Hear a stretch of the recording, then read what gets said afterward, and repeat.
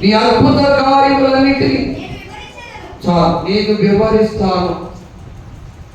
దేవుని యొక్క అద్భుత కార్యములు మనము వివరించే వారుగా ఉండాలి. ఈ సత్యాన్ని మనం తెలుసుకోవాలి. ఎవరో స్టోరీ చెప్పమంటే సినిమాలు చూసిన స్టోరీలు చెప్పేవాడు. నేను చెప్పాను కదా, మాకు 4 ఆవులు 4 గేదెలు ఉండేవి. మా నాన్నగారు వ్యవసాయం చేసేవారు. పొలంలోకి వెళ్తే నేను చూసిన సినిమాలు పొలంలో పనిచేసేవాళ్ళు చెప్పేవాళ్ళు, స్టోరీలు చెప్పేవాళ్ళు, స్టోరీలు చెప్పేవాళ్ళని. తర్వాత వాళ్ళు చెప్పుకున్న కథలు నా మైండ్లో ఉండి ఆ కథలు చెప్పేవాళ్ళు. ఎవరో కథ చెప్పేవారు. ఆ కథ చెబుతూ ఉంటుంటే సేలో నాట్లేసేవాళ్ళు కూడుకుంటారు. మా ఏరియాలో కళ్ళు తీసేవాళ్ళు, పాలు కోసేవాళ్ళు. ఎవరి ఆ కథలు ఈ కథలు కట్టిపెట్టా రే రా ఆయన పిలుచుకున్నాడు. నన్ను గురించి చెప్పరా అన్నాడు. ఇప్పుడు ఆయన గురించి చెప్తున్నా. దేవుడి స్తోత్రం. ఈ కట్టుకథలన్నీ పక్కన పెట్టా, ఈ వ్యర్థమైన కవులని పక్కన పెట్టా. ఎవరి మా ఫ్రెండ్స్ అనేవారు, వామో యువరాజు ఇప్పుడు నోరు తెరిస్తే యేసే గురించి చెప్తున్నాడు, ఆయన గొప్ప దేవుడు చెప్తున్నాడు, నిజమైన దేవుడు చెప్తున్నాడు, అద్భుతాలు చేసే దేవుడు చెప్తున్నాడు. ఇక ఆయన నోరు తెరిస్తే ఆ దేవుని యొక్క ప్రభావం గురించి వివరిస్తూ ఉన్నాడు అని చెప్తూ ఉంటారు మా క్లాస్మేట్స్ అందరూ. ఎందుకంటే వారితో వ్యర్థమైన మాటలు చెప్పేవాడు కాదు. పలానాడు ఎలా ఉన్నాడు నా వల్ల వారు మారాలంటే నేను పట్టుకున్నటువంటి పరిశుద్ధ గ్రంథాన్ని పట్టుకోవాలి అని చెబుతుండేవాడిని. మనము కూడా అదే పని చేయాలండి. ఈ చివరి దినాలలో, ఈ కడవరి గడియలలో, కడవరి ఉత్సవం మన కుటుంబంలో, మన గ్రామంలో రావాలంటే ప్రతి ఒక్కరూ క్రీస్తు సైనికులుగా మార్చబడాలి. దేవునికి స్తోత్రం చెబుతాం. హల్లెలూయా. క్రీస్తు సైనికులుగా మార్చబడాలి.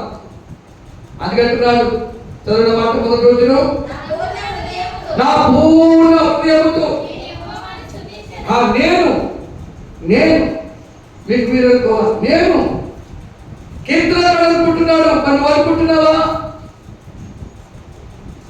ఈరోజు సండే, ఈరోజు ఆదివారం, అన్ని పనులు పక్కన పెట్టి నా పూర్ణ హృదయంతో దేవుని మందిరానికి వెళ్ళి స్తుతించాలి, పాడాలి, ఆరాధించాలి అని అనుకున్నావా? వెళ్దామని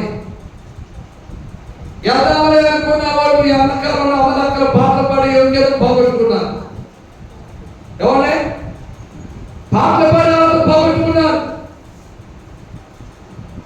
ఏసీ మాటతో కూడిన పాటలు పాడాలనుకున్నారు. కానీ 11:30కి 12 గంటలకు వచ్చి ద్వారా అవకాశం దొరకదు. వారు పాడాలి,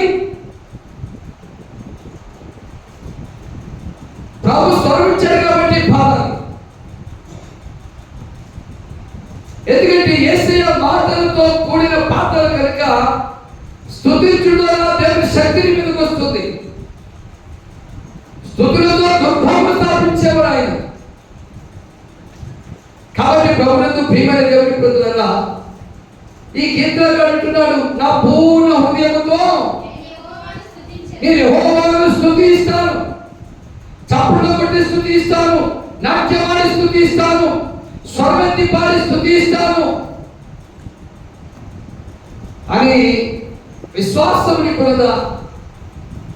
అని నిరీక్షణ నీకున్నదా? అంతా అయిపోయి వచ్చే చెప్తావు ఏమంటే చాలా మంది చచ్చినోడు పెళ్లిగంట వచ్చినందుకు కట్నం అంట అనుకుంటున్నారా? అది ఇక్కడ కుదరదు. పెళ్ళంతా అయిపోయాక డబ్బులు మీద ఎందుకు అంటారు? ఏమంటాయి? ఇస్త్రాలు ఉంటాయి, తినేసిన ఇస్త్రాలు ఉంటాయి. అవే మనకి గతి. తినేసిన ఇస్త్రాకులు ఏంటాయి? కుక్కలే తిని అంత అయిపోయిందిగా. పెళ్ళంతా అయిపోయి వచ్చావయ్యా, ఏమున్నాయి? పాడేసిన ఇస్త్రాలు ఉన్నాయి.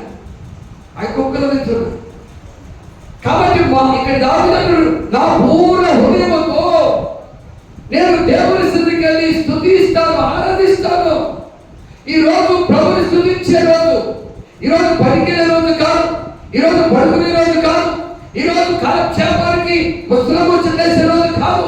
ఈరోజు నా ప్రభుతో గడిపే రోజు, ఈరోజు నా ప్రభుతో మాట్లాడే రోజు, ఈరోజు నా ప్రభుతో ఆనందించే రోజు.